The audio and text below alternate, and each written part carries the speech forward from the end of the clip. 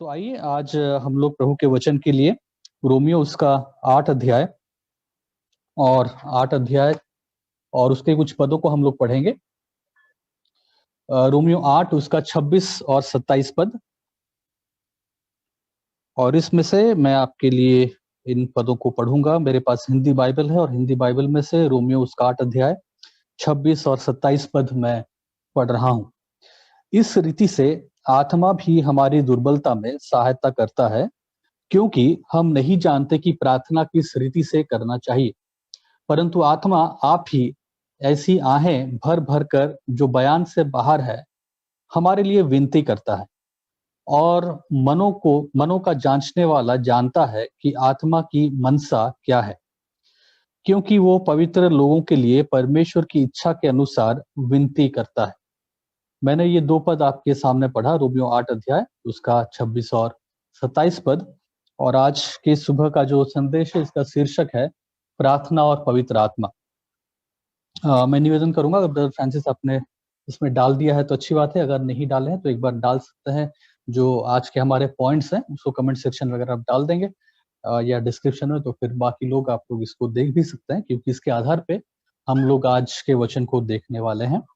इससे पहले इस संदेश को मैं शुरू करूं, मैं आपको एक दो चीजें क्लियर करना चाहता हूं कि इस पद को जो हमने पढ़ा, आपके सामने मैंने पढ़ा, तो हम इसके ऊपर जो चीज आज प्रचार नहीं करने वाले, मैं आपको क्लियर कर दूं ताकि ऐसा कोई कंफ्यूजन ना हो और आप इस उम्मीद के साथ ना बैठें कि शायद ये बताया जा रहा है। तो हम यहाँ पे अन्य भाषा के बारे में आज प्रचार नहीं करने वाले हैं कि क्या ये अन्य भाषा में प्रार्थना करने के बारे में लिखा है या नहीं, या इस प्रकार की कोई चीजें हम नहीं करने वाले, क्योंकि शीर्षक जैसा लिखा है प्रार्थना पवित्र आत्मा। तो हो सकता है आप में से कुछ लोग सोच रहे हो कि क्या ये अन्य भाषा के ऊपर आज का संदेश है, या फिर अन्य भाषा में कैसे हमें प्रार्थना करना चाहिए, क्या उसके ऊपर संदेश है।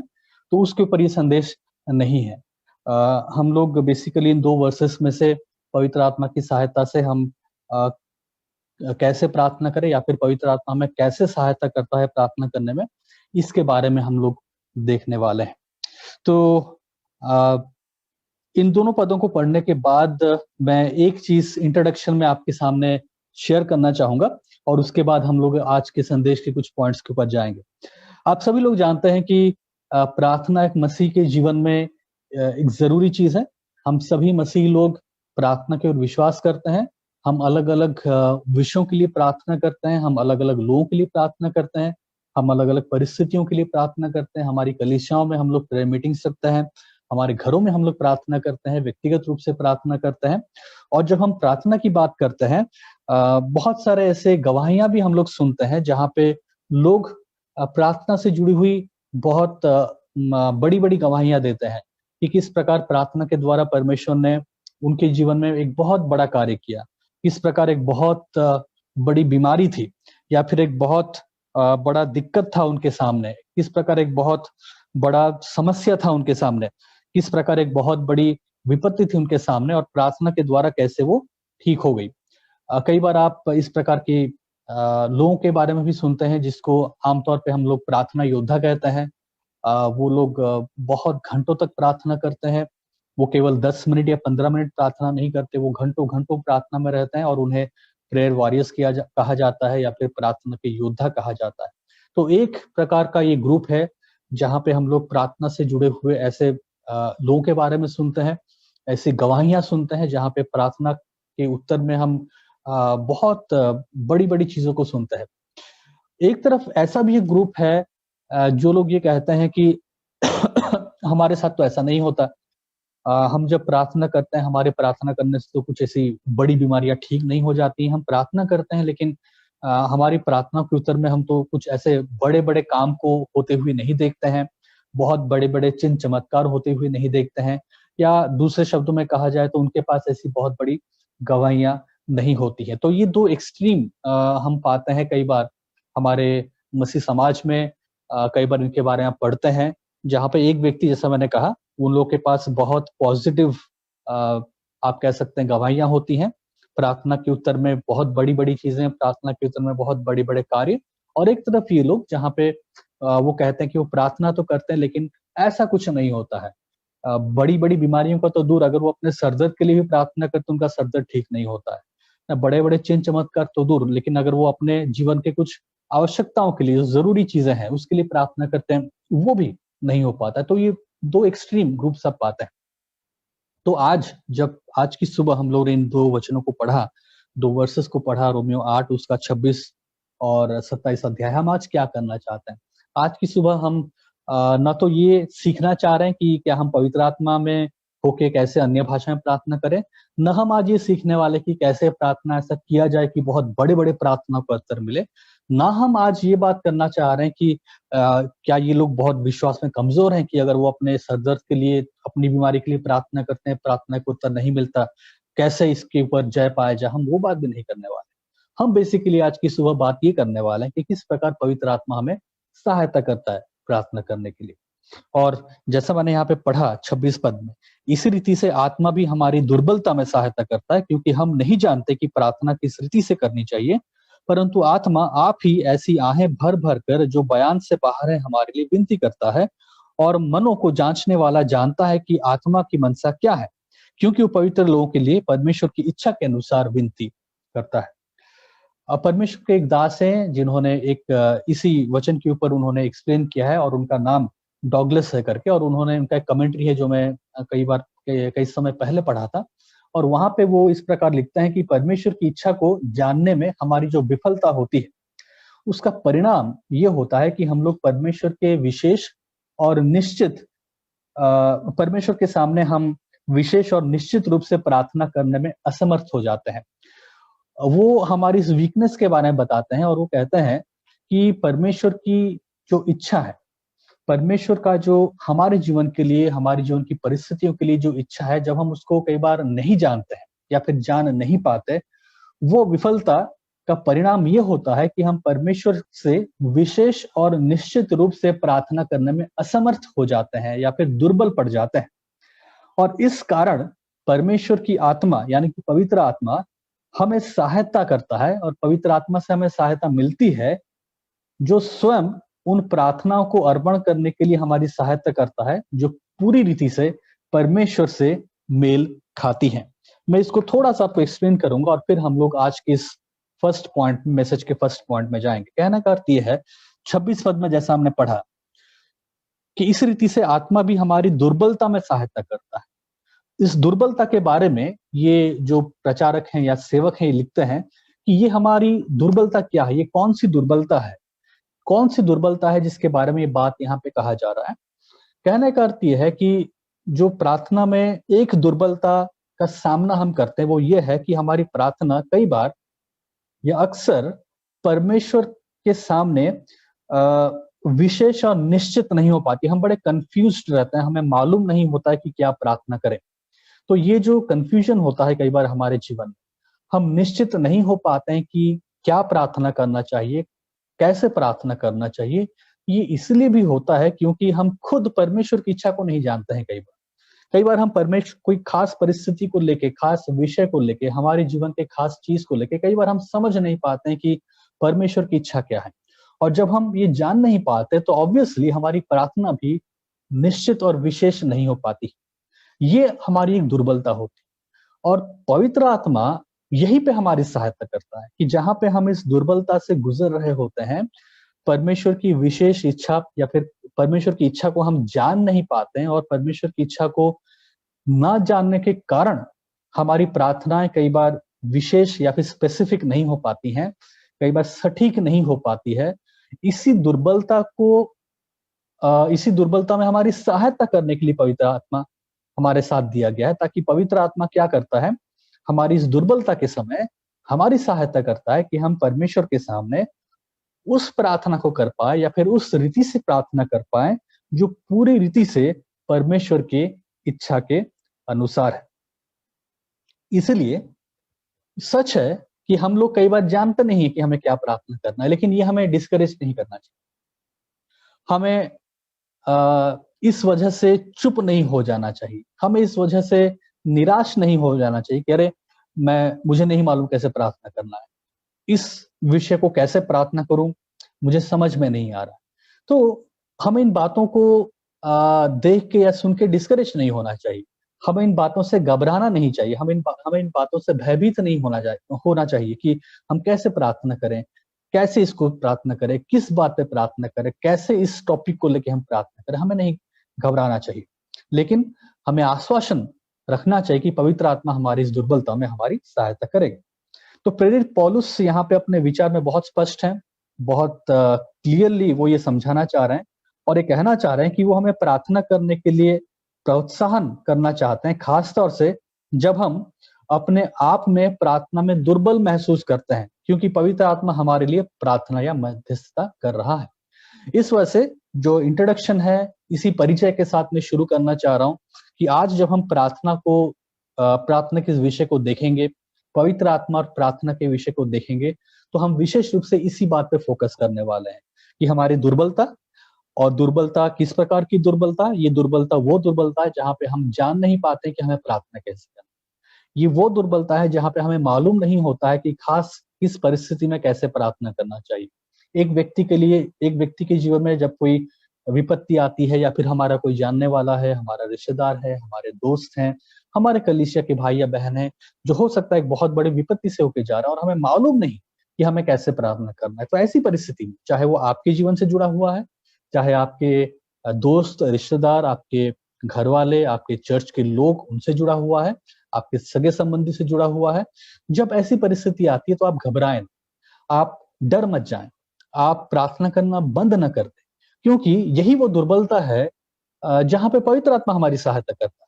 तो इस दुर्बलता को देख के या फिर इस परिस्थिति को देख के हम भाग ना जाएं, हम चुप ना हो जाएं, हम प्रार्थना करना बंद ना कर लें, लेकिन हम याद रखें और ये आश्वासन ले, क्योंकि प्रेरित पौलुस हमें आश्वासन दे रहे हैं कि हमारी दुर्बलता में ही पवित्र आत्मा हमारी सहायता करता है, क्योंकि हम जानते नहीं है प्रार्थना कैसे करनी। तो जब हमें मालूम नहीं होता कि कैसे प्रार्थना करनी चाहिए, तो हमें प्रार्थना रोकनी नहीं चाहिए। अच्छा, हमें मालूम नहीं कैसे प्रार्थना करें, तो मैं प्रार्थना नहीं करूंगा। मुझे मालूम नहीं चल पा रहा है इस विषय पे या फिर इस परिस्थिति को कैसे हैंडल करें, प्रार्थना में कैसे लेके जाएं, तो मैं चुप बैठ जाऊंगा। हमें ये नहीं करना चाहिए। हमें ये आश्वासन लेना चाहिए कि पवित्र आत्मा हमारी सहायता करेगा। तो इसी संदर्भ में, इसी कॉन्टेक्स्ट में आज की संदेश को हम देखने वाले हैं। ठीक है, तो आइए हम लोग आज के सबसे पहले पॉइंट को देखें। जो हमारा सबसे पहला पॉइंट है आज के संदेश को लेके, वो ये है कि हम सभी कमजोर हैं, इसीलिए हमें प्रार्थना की जरूरत है। हम सभी कमजोर हैं और इसलिए हमें प्रार्थना की आवश्यकता है। तो ये जो पद है रोमियो 8:26, इस रीति से आत्मा भी हमारी दुर्बलता में सहायता करता है। तो ये सबके ऊपर एप्लीकेबल है। ये पौलुस केवल कुछ खास लोगों के लिए नहीं लिख रहे हैं, ये पौलुस केवल रोमन की कलीसिया के लिए विशेष रूप से, अभी सिर्फ उन्हीं के लिए और किसी के लिए नहीं, ऐसा नहीं। ये सब के ऊपर लागू है। हम सब के सब, हर एक अलग अलग परिस्थितियों में, अलग अलग समय, हम सब के सब इस कमजोरी का सामना करते हैं, इस दुर्बलता का सामना करते हैं। तो हम सभी कमजोर हैं और ठीक इसीलिए हमें प्रार्थना नहीं रोकना चाहिए। लेकिन अक्सर विपरीत होता है, हम दुर्बलता में प्रार्थना नहीं करते। अक्सर हम एग्जैक्टली ऑपोजिट करते हैं, क्योंकि हमें समझ में नहीं आ रहा है क्या करना है, तो हम प्रार्थना करना छोड़ देते हैं। हमें समझ में नहीं आ रहा है कि क्या करें, कैसे प्रार्थना करें, तो हमें प्रार्थना करने की आवश्यकता नहीं लगती है। हमें समझ में नहीं आता कि इस परिस्थिति को कैसे प्रार्थना में उठाया जाए, तो हम चुप हो जाते हैं या फिर सोचते हैं कि शायद कोई और मेरे लिए कर दे, शायद कोई और मेरे लिए प्रार्थना योद्धा बन जाए। हम डिपेंड होने लगते हैं लोगों पे, हम ढूंढने लगते हैं कि भाई कौन है जो मेरे लिए प्रार्थना करेगा, कौन है जो मेरे लिए खड़ा होगा। और जब वो नहीं करता है तो फिर हम या तो उसके बारे में बुरा भला कहते हैं, उसको गलत सोचते हैं। लेकिन पौलुस हमें सिखा रहे हैं कि नहीं, यही वो समय है, यही वो परिस्थिति है जहां पे पवित्र आत्मा हमारी सहायता करेगा। तो हम सभी कमजोर हैं और इसीलिए हमें प्रार्थना करने की जरूरत है। और पॉइंट नंबर 1 में हमारे कुछ सब पॉइंट्स है। सबसे पहला सब पॉइंट है कि अपनी कमजोरी का एहसास हमें प्रार्थना करने के लिए प्रेरित करनी चाहिए। तो ये जो दुर्बलता है, ये जो कमजोरी है जिसे हम सामना करते हैं प्रार्थना के संदर्भ में, ये प्रार्थना हमें प्रेरित करनी चाहिए कि हम प्रार्थना में आगे बढ़ें। एक खास कारण है, एक मेन रीजन है कि अक्सर लोग प्रार्थना नहीं करते जैसा उन्हें करना चाहिए, क्योंकि वो समझते ही नहीं है या जान ही नहीं पाते हैं कि वो कमजोर है। अगर सच में हम जानते हैं कि हम कितने कमजोर हैं, अगर हम सच में ये एहसास करते कि हम कितने कमजोर हैं, हम कितने दुर्बल हैं, और इस दुर्बलता के समय पवित्र आत्मा हमें सहायता करने के लिए दिया गया ये आश्वासन, परमेश्वर का वचन हमें आश्वासन देता है कि पवित्र आत्मा तुम्हें सहायता करेगा, तो हम और प्रार्थना करते हैं। लेकिन अक्सर हम प्रार्थना में इसलिए चूकते हैं, हम अक्सर प्रार्थना इसलिए नहीं करते हैं, हम अक्सर प्रार्थना में समय व्यतीत इसलिए नहीं करते हैं क्योंकि एक तो चीज ये है कि हम दुर्बलता को जब देखते हैं घबरा जाते हैं। दूसरा ये भी है कि जब हम समझ ही नहीं पाते कि हम दुर्बल हैं, हमें लगता है कि हम दुर्बल नहीं हैं और इसलिए हमें कई बार प्रार्थना करने की आवश्यकता नहीं लगती। तो बहुत दो पहलू हैं इसके। जैसा मैंने पहला आपके सामने रखा पहलू ये था कि एक तो उस दुर्बलता से हम इतने घबरा जाते हैं, उस निर्बलता को देख के हम इतने डिस्करेज हो जाते हैं कि हम प्रार्थना ही करना बंद कर देते हैं। हमें लगता है कि हमें प्रार्थना हम क्यों करें, हम कैसे करें, हम नहीं कर सकते। एक तो ये कैटेगरी है। दूसरा, कई बार लोगों को लगता ही नहीं है वो दुर्बल है। कई बार लोग अपने जीवन में, जीवन की परिस्थितियों में अपने आप को इतना कॉन्फिडेंट महसूस करते हैं और इतना वो अपने आप को, आप कह सकते हैं कि अरे हम सब देख लेंगे। वो इतने कॉन्फिडेंट होते हैं, उनका इतना घमंड होता है बाकी चीज़ों पे, या फिर उनका भरोसा, घमंड तो नहीं कहूँगा लेकिन उनका भरोसा बाकी चीज़ों पे इतना बना रहता है कि उन्हें प्रार्थना करने की आवश्यकता ही नहीं लगती है।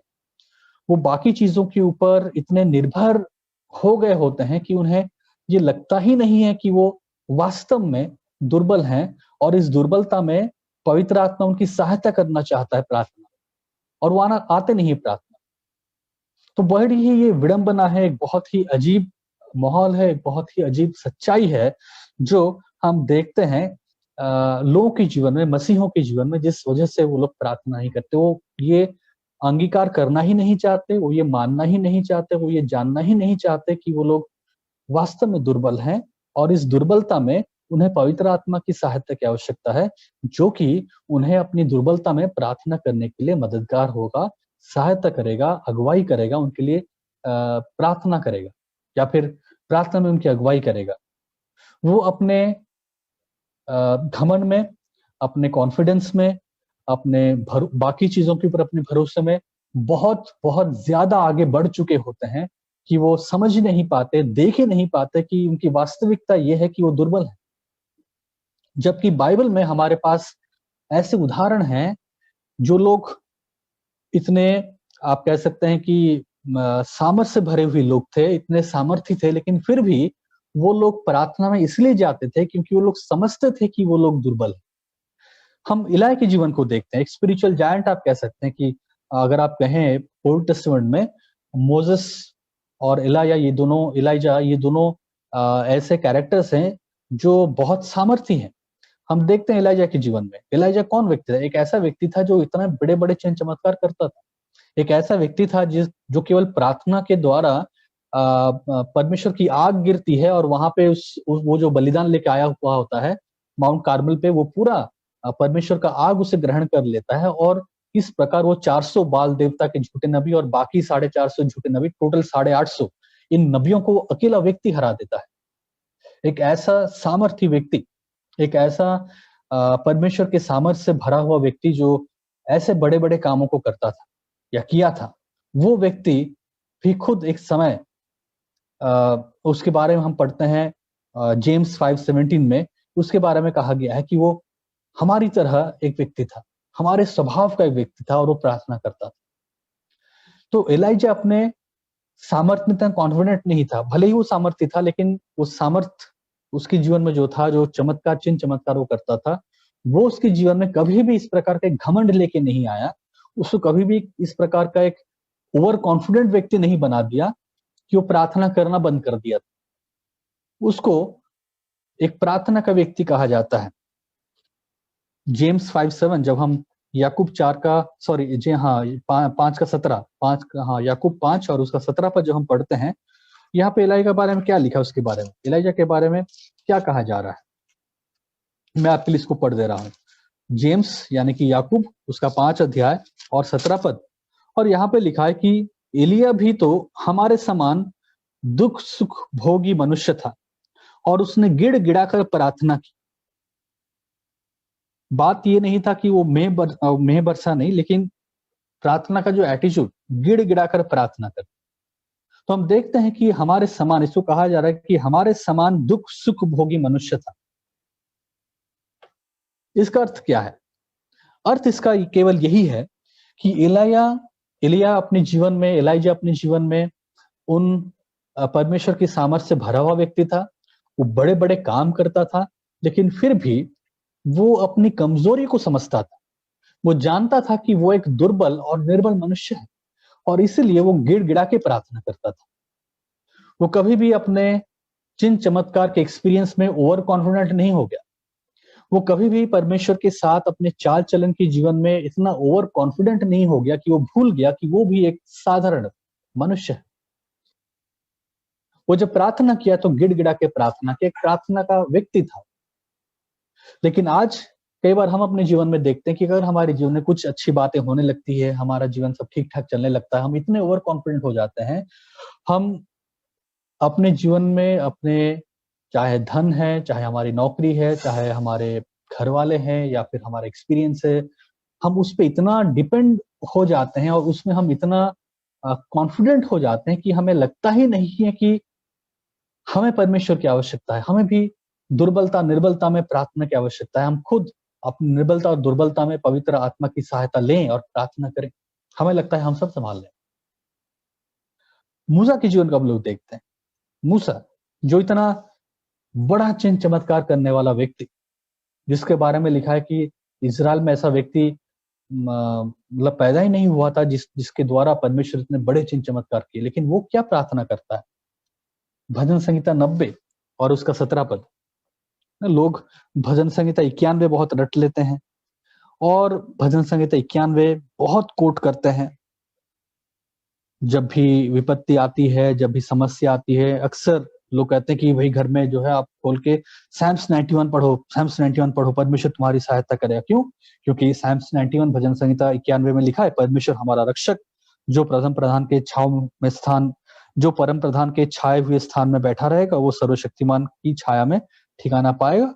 और उसको लोग रटते हैं, पढ़ते हैं और बोलते हैं कि इसको पढ़ो सब कुछ ठीक हो जाएगा। लेकिन एग्जैक्टली उसके बाद, उससे पहले भजन संहिता 90 और उसका 17 पद, ये भी मूसा ने ही लिखा है। और उसमें वो क्या लिखता है? भजन संहिता 90 और उसका 17 पद, वो क्या लिखता है? लास्ट वर्स वो क्या लिखा है? हमारे परमेश्वर यहोवा की मनोहरता हम पर प्रकट हो, तू हमारे हाथों के काम हमारे लिए दृढ़ कर, हमारे हाथों के काम को दृढ़ कर। ये निर्भरता दर्शाता है। एक ऐसा व्यक्ति जो इतने चिन्ह चमत्कार किए हुए है, जो इतने बड़े बड़े कामों को कर चुका है, जो इस प्रकार से परमेश्वर के द्वारा इस्तेमाल किया जा रहा है, वो कहता है कि तू हमारे हाथों के काम, तू हमारे हाथों का काम हमारे लिए दृढ़ कर, हमारे हाथों के काम को दृढ़ कर। यहाँ पे हम देख सकते हैं कि मूसा किस प्रकार अपने जीवन में इस बात को समझता है कि उसे परमेश्वर की आवश्यकता है, उसकी निर्भरता परमेश्वर पे। इतने चिन्ह चमत्कार काम, बड़े बड़े कार्य करने के बाद भी उसकी निर्भरता परमेश्वर पे। वो समझता है कि वो निर्बल है, वो समझता है कि उसे निर्भरता की आवश्यकता है, वो समझता है कि उसे परमेश्वर की आवश्यकता है, और वो कहता है कि तू दया कर हम पे। वो कॉन्फिडेंट नहीं, अरे हमने इतना कर लिया, बाकी सब कर लेंगे। अरे हमने तो मिस्र देश में ऐसे बड़े बड़े काम कर लिए, मैं तो गया था फिरौन के सामने और लाठी फेंका, वो तो सांप हो गया, उनके सांपों को मेरे सांप ने निगल लिया। मैंने उस नील नदी को, जो नदी है वहां पे, उसको पूरा लाल पूरा मैंने कर दिया, खून बह गई। मैंने इतने इतने काम किए, ओले गिरे, टिड्डियां आई और अंधेरा हो गया, सब कुछ मैंने किया। मतलब पूरा एकदम भरपूर है वो, ओवर कॉन्फिडेंस से भरा है। नहीं, वो परमेश्वर के सामने आता है, गिड़गिड़ाता है और कहता है कि तू सहायता कर, तू हमारे हाथों के काम हमारे लिए दृढ़ कर, हमारी हाथों के काम को दृढ़ कर। न केवल मूसा और न केवल एलिया, हम स्वयं यीशु मसीह के जीवन के बारे में क्या देखते हैं? हम यीशु मसीह के जीवन के बारे में देखते हैं किस प्रकार यीशु मसीह प्रार्थना में समय व्यतीत करता था, किस समय वो किस तरह वो परमेश्वर पिता के साथ अपने समय को व्यतीत करता था प्रार्थना में, एकांत में। लिखा है कि वो उसकी आदत में था कि वो एकांत में जाता था और पिता के साथ समय व्यतीत करता था। चेले ढूंढते रह गए कि कहाँ गया, कहाँ गया। मरकुस 1 अध्याय शायद 35 पद में लिखा है, वो ढूंढ रहे थे कहाँ गया, कहाँ गया। लोग तेरे लिए खड़े हैं, चिन्ह चमत्कार करने का टाइम आ गया, मिनिस्ट्री करने का टाइम आ गया। लेकिन यीशु कहाँ है? यीशु पिता के चरणों में, पिता के पास। कॉन्फिडेंट नहीं है, ओवर कॉन्फिडेंस भरा नहीं, अरे मैं तो परमेश्वर का पुत्र हूँ, अरे मैं ही तो मिनिस्ट्री करना है, मेरे द्वारा ही तो सब होगा। नहीं, पिता के चरणों में। अपने मनुष्यत्व में वो अपनी कमजोरी को समझता था, अपने मनुष्यत्व में अपने निर्बलता को समझता था, अपने मनुष्यत्व में होके वो पिता के अधीन में रह के प्रार्थना करता था कि पिता तेरी सहायता मुझे चाहिए। प्रभु के और एक दास हैं, दास थे, बेसिकली मिशनरी थे, जिनका नाम हडसन टेलर है। उनके बारे में पढ़िएगा, शायद यूट्यूब में भी वीडियोस होगा, कभी देखिएगा उनके जीवन के बारे में, उनके सेवकाई के बारे में। तो वो कहते हैं, अपने एक लेख में उन्होंने कहा था कि परमेश्वर हमारी निर्बलता और दुर्बलता के कारण हमारी निंदा नहीं करता है, वरन वो हमारी दुर्बलता में हमारी मदद करने के लिए अपनी आत्मा भेजता है। ये है परमेश्वर का प्रेम।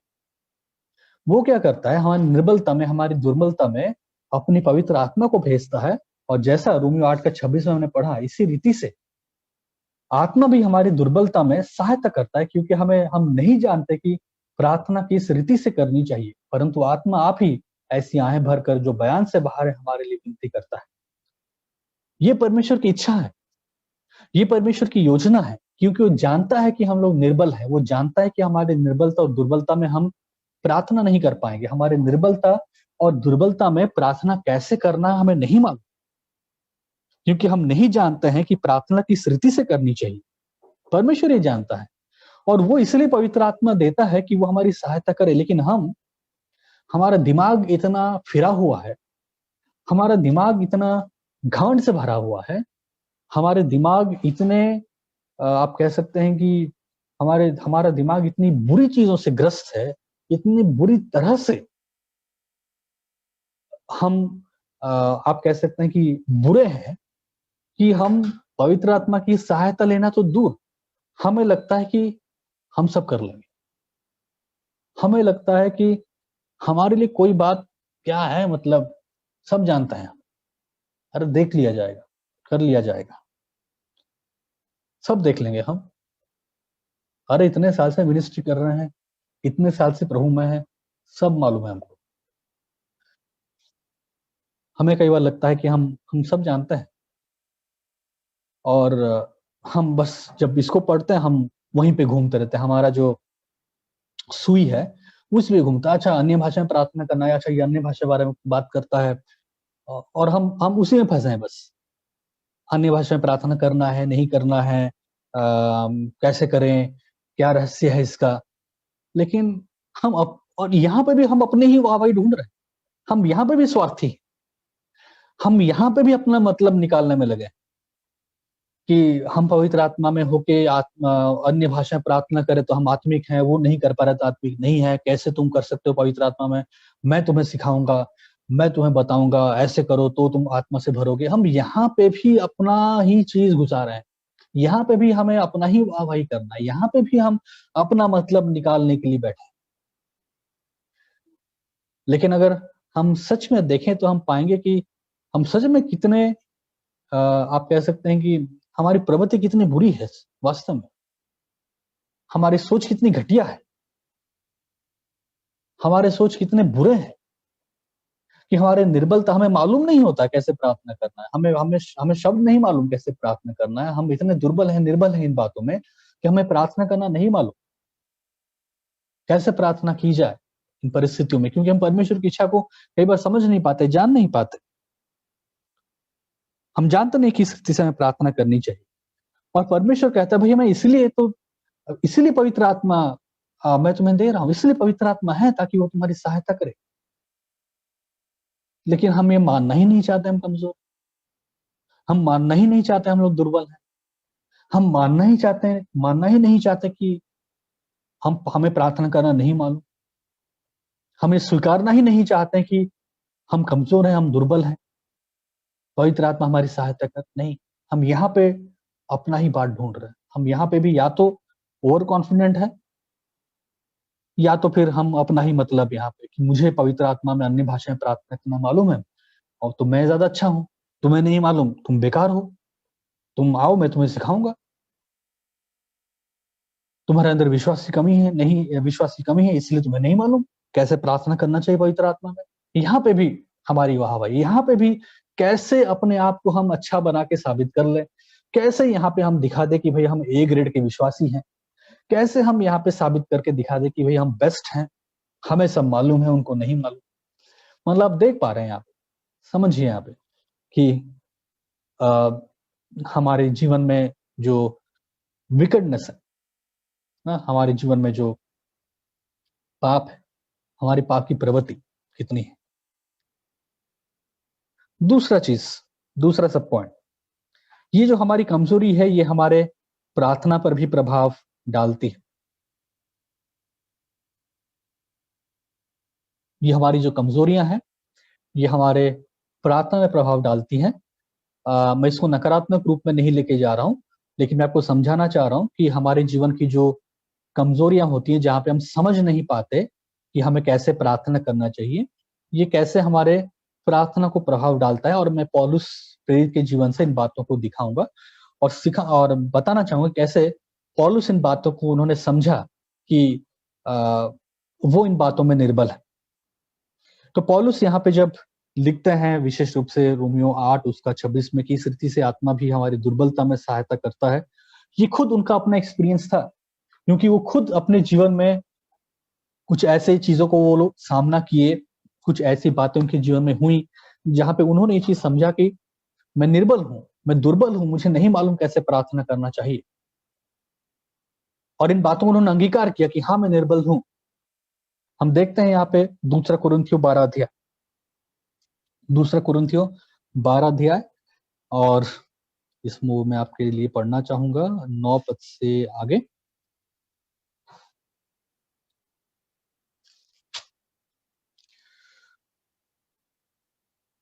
7 पद से, दूसरा कुरिन्थियों 12 अध्याय 7 पद।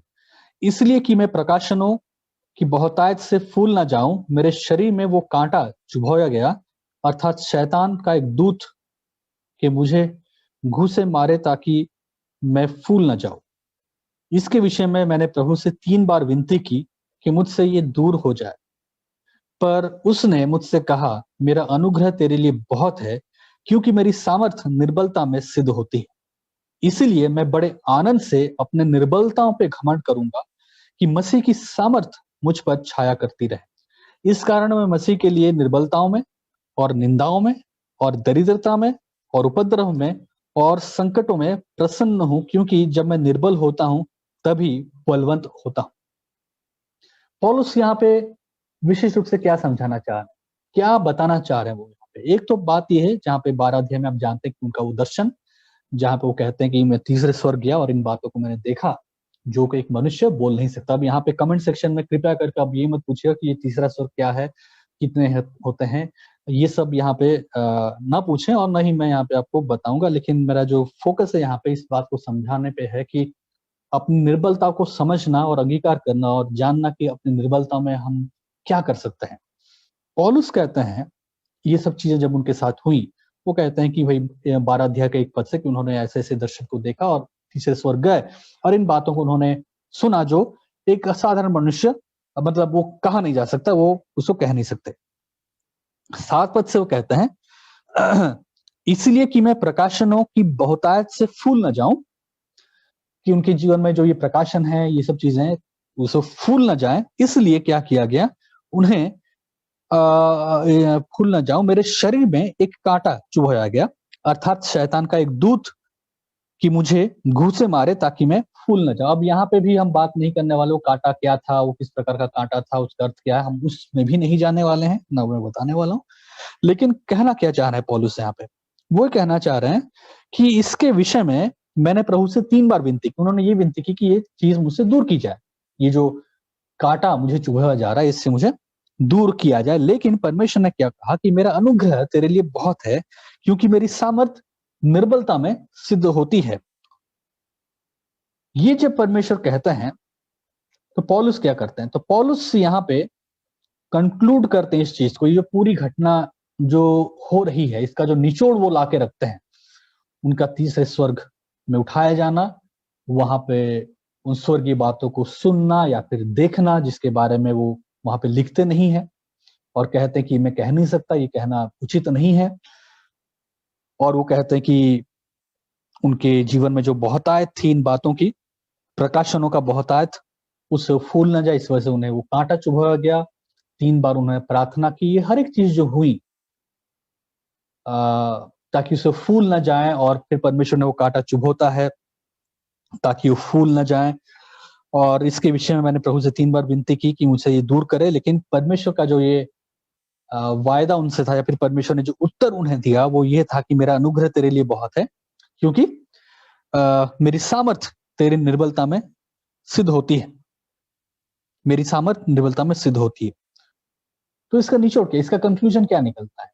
पौलुस इन हर एक बातों को एक कंक्लूजन में लेके आते हैं और वो कहते हैं कि इसलिए, क्योंकि ये सब मेरा अनुभव है, क्योंकि ये सब मेरे साथ हुई, क्योंकि ये सब चीजें हो रही हैं, इसलिए मैं बड़े आनंद से अपनी निर्बलताओं पे घमंड करूंगा कि मसीह की सामर्थ्य मुझ पर छाया करती रहे। इस कारण मैं मसीह के लिए निर्बलताओं में, निंदाओं में, दरिद्रता में, उपद्रवों में और संकटों में प्रसन्न हूं।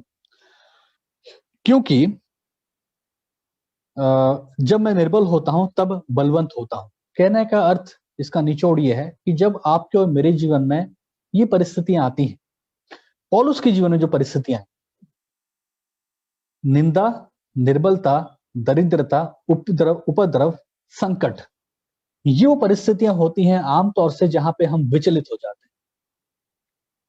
दरिद्रता, निंदा, निर्बलता, उपद्रव, संकट, इन परिस्थितियों में मालूम नहीं होता कि हमें क्या करना चाहिए।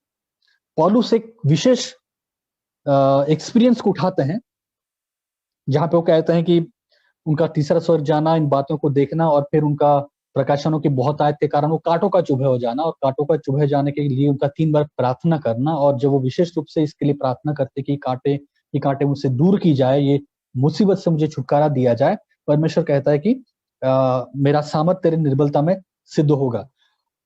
इस एक्सपीरियंस को लेके वो अपने जीवन के बाकी हर एक चीज के साथ जोड़ते हैं और कहते हैं कि मेरे जीवन में तो फिर बाकी जो निर्बलता है, बाकी जो निंदा है, बाकी जो दरिद्रता है, उपद्रव है, संकट है, इन सब में मैं प्रसन्न हूं।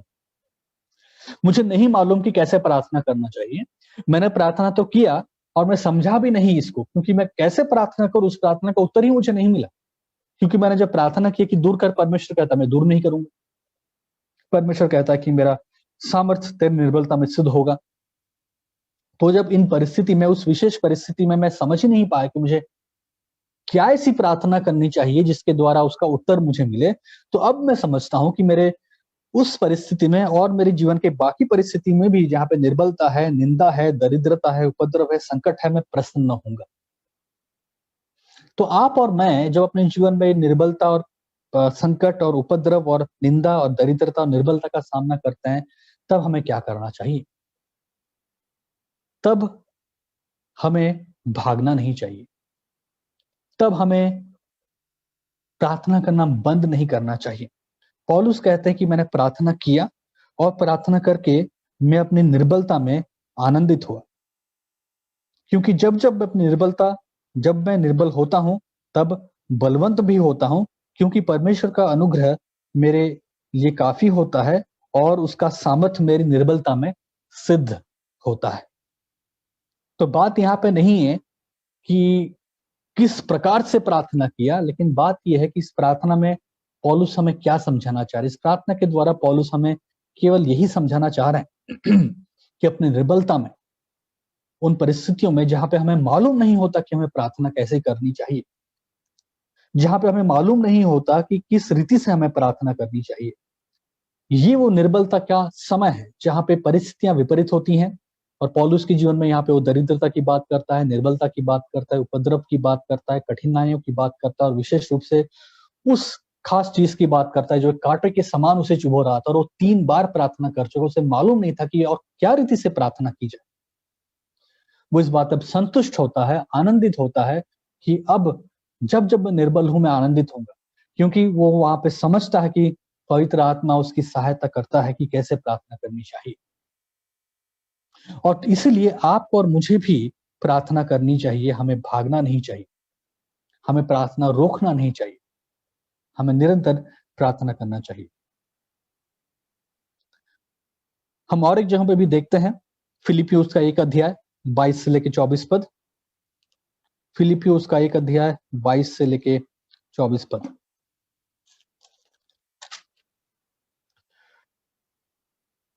पर यदि शरीर में जीवन रहना ही मेरे काम के लिए लाभदायक है, तो मैं नहीं जानता कि किसको चुनूंगा, क्योंकि मैं दोनों के बीच उधर में लटका हूं।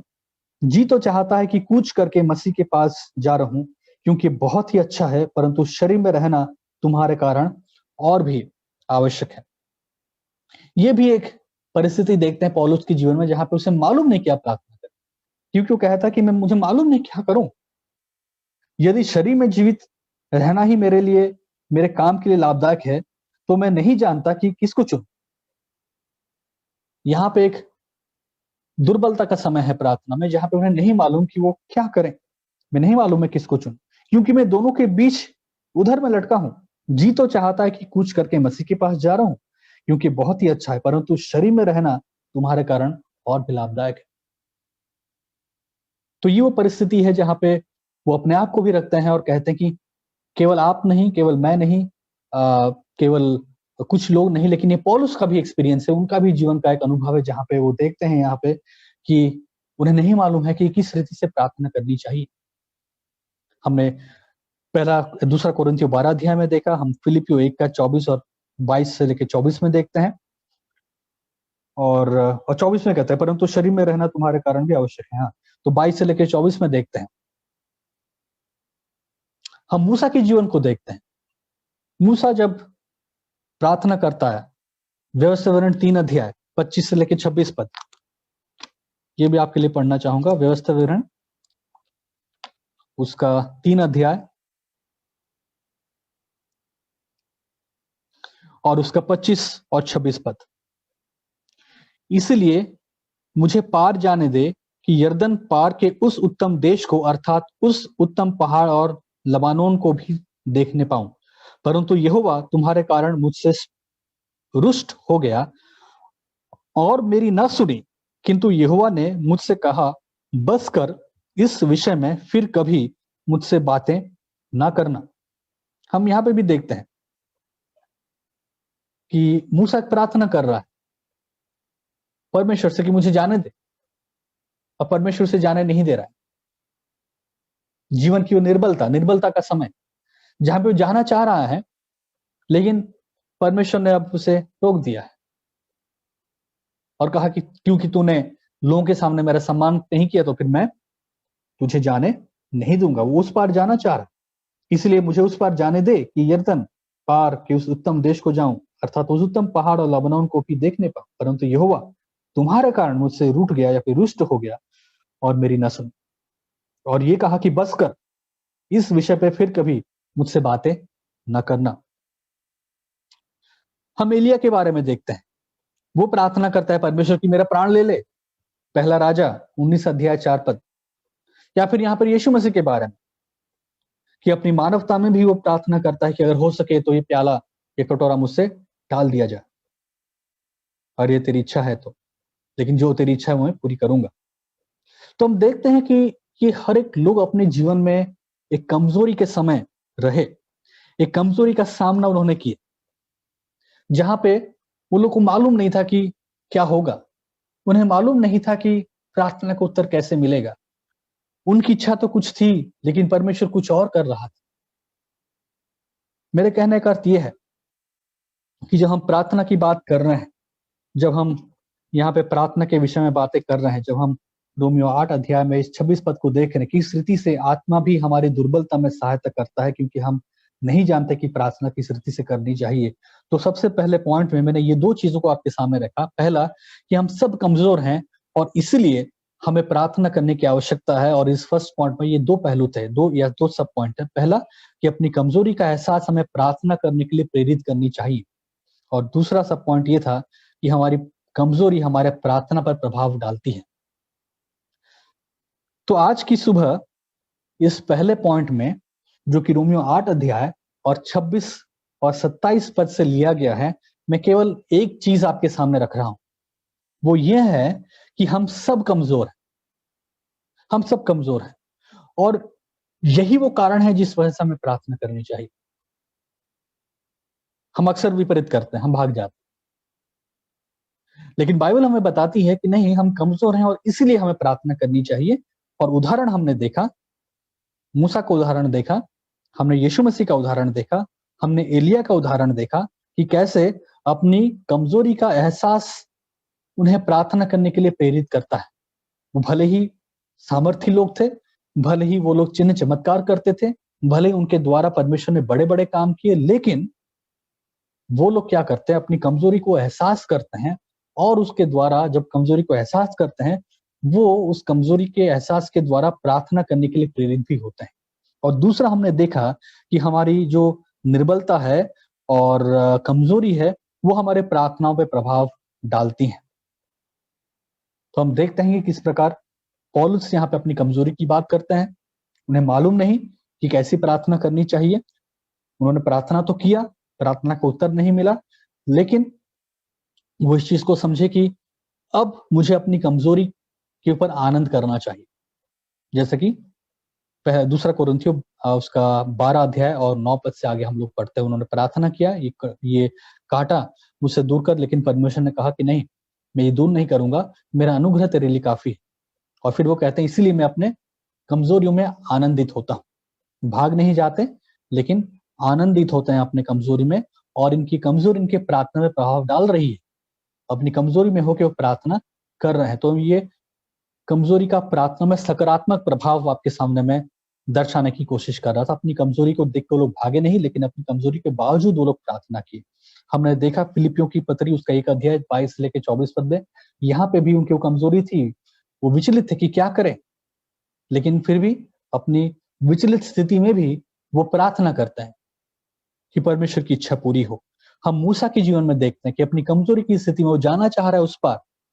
वो जानता है कि परमेश्वर ने उसे दंड की आज्ञा दी है और कहा है कि क्योंकि ऐसा ऐसा है, वो उस पार नहीं जाएगा, लेकिन वो प्रार्थना करता है। और फिर लोगों को कहता है कि मैंने प्रार्थना किया, लोगों ने, परमेश्वर ने मना किया, और परमेश्वर ने कहा कि इस विषय में मेरे ऊपर मेरे साथ बात न कर।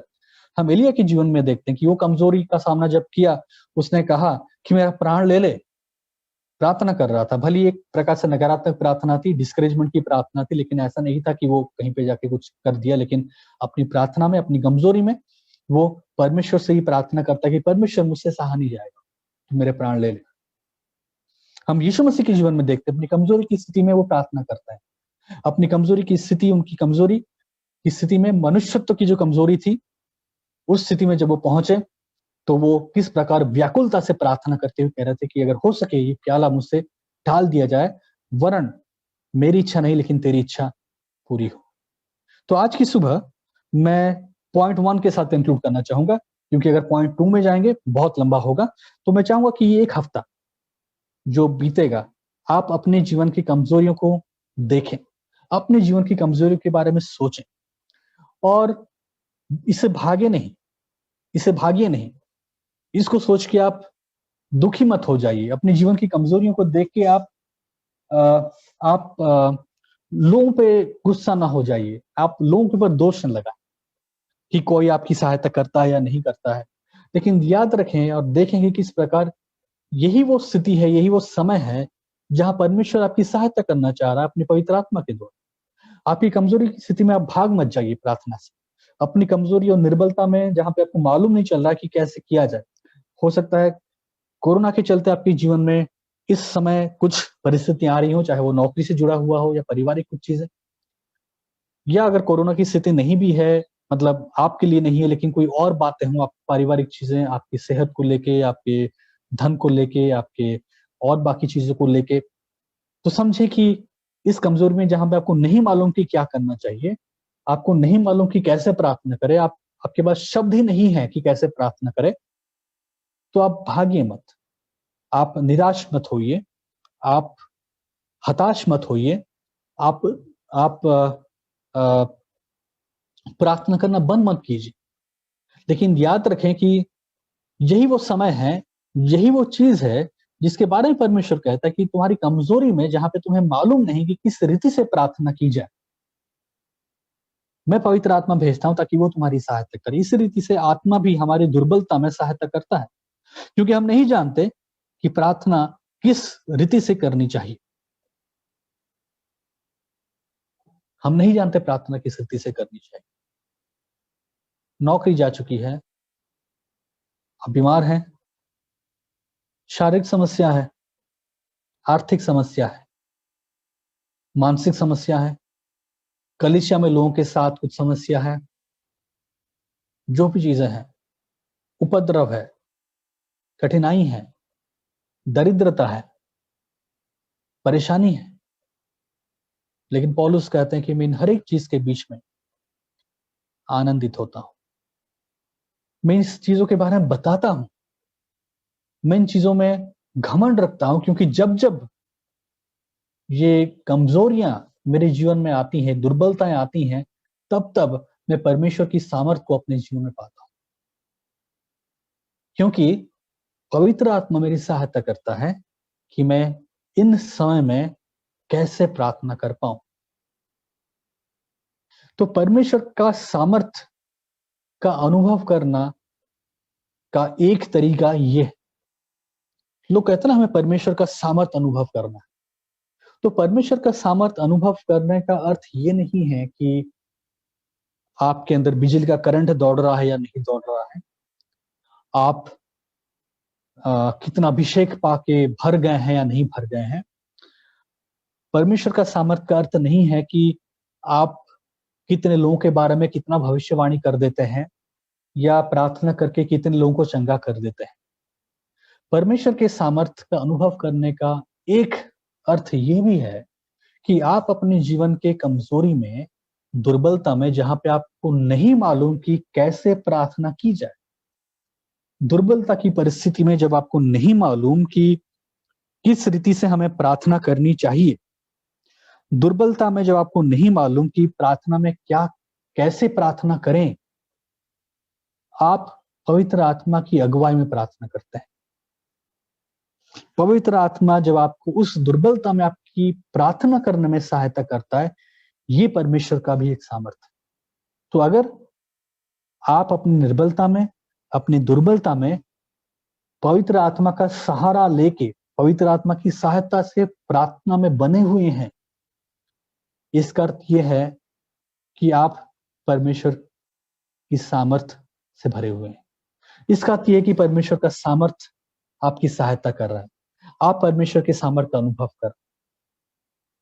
तो यूट्यूब में और सोशल मीडिया पे जो दिखता है सामर्थ, आप उसमें बह मत जाइए, आप उसमें खो मत जाइए और उस सामर्थ के पीछे भागने की कोशिश मत कीजिए, और उस पैमाने से परमेश्वर का सामर्थ आपके जीवन में है या नहीं है, वो सोच में अपने आप को बांध के मत रखिए। समझिए कि बाइबल हमें कैसे, किस रीति से, अलग अलग रीति से परमेश्वर के सामर्थ का अनुभव करने के बारे में शिक्षा देती। तो आज की सुबह मैं आपको इनकरेज करना चाहूंगा कि अगर आप आज निर्बलता अपने जीवन में देख रहे हैं, दुर्बलता आपके जीवन में देख रहे हैं, और ये निर्बलता, दुर्बलता का संदर्भ ये है कि आपको मालूम नहीं कि कैसे प्रार्थना की जाए, आपके जीवन में कुछ ऐसी घटनाएं हो रही हैं, कुछ परिस्थिति है जिसकी वजह से आपको मालूम नहीं कि आपको क्या करना चाहिए, आप इसलिए निर्बल और दुर्बल महसूस कर रहे हैं कि आप प्रार्थना में बैठ के क्या शब्द कहें आपको मालूम ही नहीं चल पा। अगर वो चीज है तो घबराइए नहीं, डरिए नहीं, प्रार्थना करना बंद मत कीजिए, परमेश्वर के सम्मुख बैठना बंद मत कीजिए। आश्वासन लीजिए, आश्वासन लीजिए परमेश्वर के वचन से, आश्वासन लीजिए परमेश्वर के वायदों से कि इस रीति से आत्मा भी हमारी दुर्बलता में सहायता करता है, क्योंकि हम नहीं जानते कि हमें प्रार्थना किस रीति से करनी चाहिए।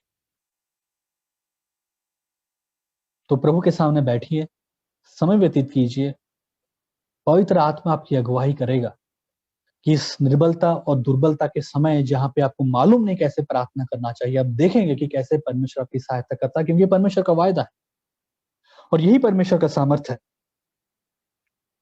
जो परमेश्वर आपको आपके जीवन में दिखाना चाहता है और बताना चाहता है।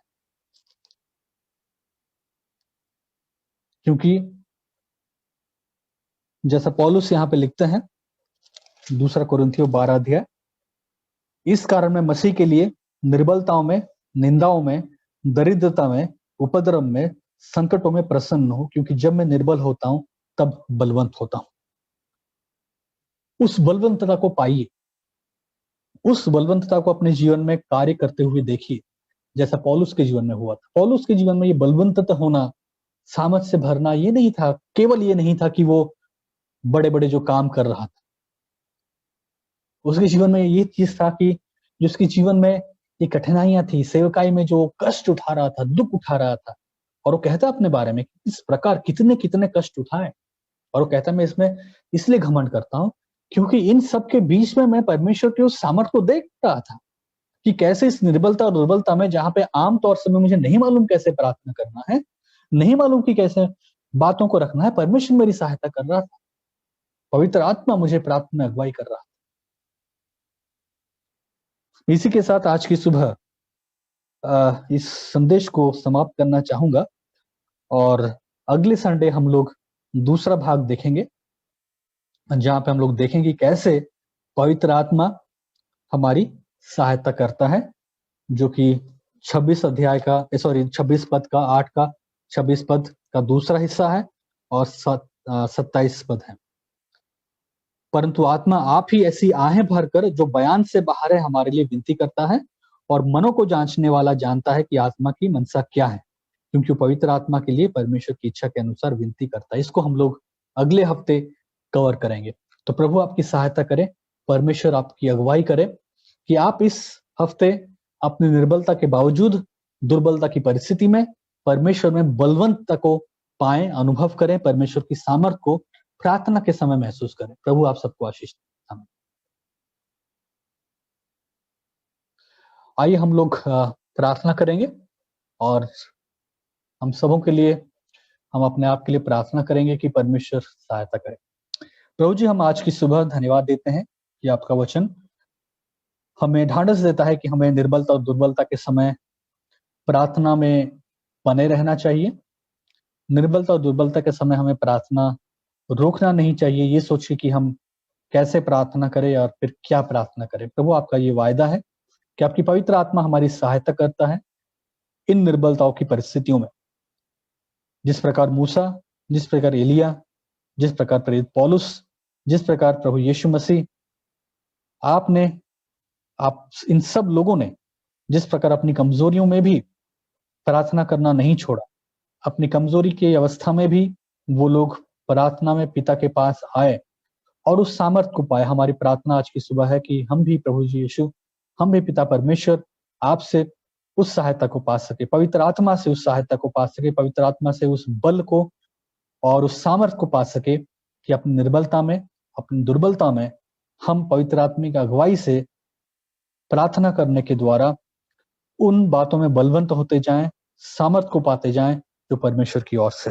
प्रभु हमें सहायता भी करें कि हम इतने भी लापरवाह ना हो जाए और इतने भी अपने जीवन की उन चीजों पे भरोसा ना करने लगे जहां पे हमें प्रार्थना करने की आवश्यकता ही नहीं लगती हो। प्रभु उस पाप से भी आप हमें बचाएं। जितने भाई बहन आज सुबह जुड़ पाए हैं, आप उन्हें सहायता करें, कि मदद करें कि वो ये पूरा हफ्ता उन बातों के लिए प्रार्थना करें जो बातें कठिन लगती हैं, वो बातें जहां पे उन्हें समझ में नहीं आता कि प्रार्थना कैसे की जाए। उन परिस्थितियों में वो लोग पीछे ना हटे, लेकिन आश्वस्त पाए कि परमेश्वर की पवित्र आत्मा उनकी अगुवाई करे। प्रभु जो अनुभव प्रेरित पौलुस का रहा, एलिया का रहा, मूसा का रहा, जब वो लोग अपनी निर्बलताओं में आपके पास प्रार्थना में आए, प्रभु हमारी प्रार्थना है कि हम भी उसी सामर्थ्य को पा सकें आपसे, ताकि हम भी अपनी निर्बलता में घमंड कर पाए, हम भी अपनी निर्बलता में आनंदित हो पाए। धन्यवाद देते हैं और प्रार्थना को प्रभु यीशु मसीह आपके नाम से मांगते हैं। आमीन।